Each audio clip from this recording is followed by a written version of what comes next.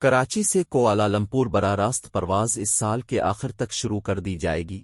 پاکستان اور ملائیشیا کے درمیان تجارتی وفود کے تبادلے سے مشترکہ تجارت کو فروغ حاصل ہوگا۔ پاکستان سے مقامی کرنسی میں تجارت بھی ممکن ہے۔ ان خیالات کا اظہار کراچی میں تعینات ملائیشیا کے قونصل جنرل ہرمن ہردینتا احمد نے ملائیشیا سے آئے ہوئے 30 رکنی وفد کی قیادت کرتے ہوئے کورنگی ایسوسی ایشن آف ٹریڈ اینڈ انڈسٹری کاٹی کے دورے کے موقع پر کاٹی کے صنعتکاروں سے خطاب کرتے ہوئے کیا۔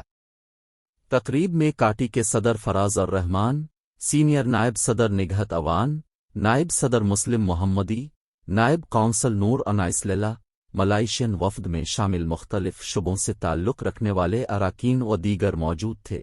ملائیشیا کے قونصل جنرل ہرمن ہردینتا احمد نے کہا کہ دونوں ممالک کے تعلیمی اداروں کے درمیان روابط میں بہتری سے تعلیم کے میدان میں بہتری اور طلباء کے لیے مواقع میں اضافہ لایا جا سکتا ہے۔ انہوں نے مزید کہا کہ ملائیشیا میں گوشت اور پولٹری مصنوعات کی مانگ ہے۔ قونصل جنرل نے کہا کہ دونوں ممالک کے تجارتی وفود کے تبادلے سے مشترکہ تجارت کو فروغ ملے گا۔ انہوں نے کہا کہ ملائیشیا میں بڑی تعداد میں پاکستانی رہائش پذیر ہیں، جن کی اکثریت آئی ٹی ماہرین، ڈاکٹرز اور طلباء پر مشتمل ہے۔ ملائیشیا میں غذائی اجناس امپورٹ ہوتی ہیں، جس سے پاکستان بھرپور فائدہ اٹھا سکتا ہے۔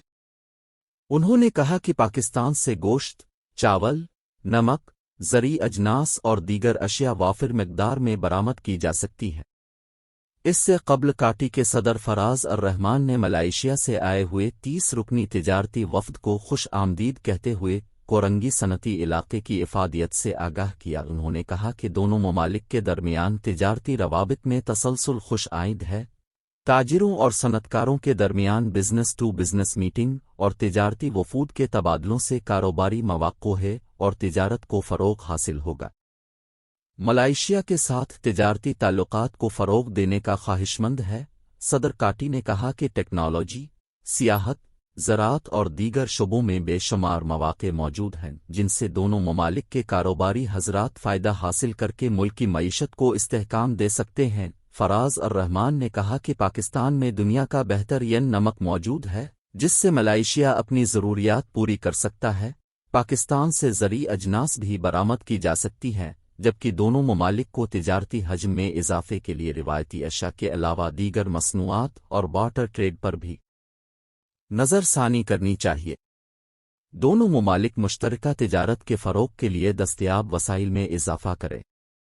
صدر کاٹی نے پاکستان ملائیشیا فرینڈشپ ایسوسی ایشن کے صدر شاہد جاوید قریشی کی خدمات کو سراہتے ہوئے کہا کہ انہوں نے دونوں ممالک کے تجارتی شعبے کے درمیان ایک پل کا کردار ادا کیا ہے۔ قائمہ کمیٹی کے نائب چیئرمین اور کاٹی کے نائب صدر مسلم محمدی نے کہا کہ پاکستان اور ملائیشیا کے درمیان مضبوط برادرانہ اور دوستانہ تعلقات ہیں۔ دونوں ممالک کی عوام ایک دوسرے کا بہت احترام کرتے ہیں۔ پاکستان ملائیشیا سے پام آئل کا بڑا خریدار ہے۔ مسلم محمدی نے کہا کہ دونوں ممالک کے درمیان مختلف شعبوں میں تعاون کو مزید فروغ دیا جا سکتا ہے۔ پاکستان سے مچھلی، جھینگا اور دیگر سمندری غذا میں بے پناہ تجارت کے مواقع موجود ہیں۔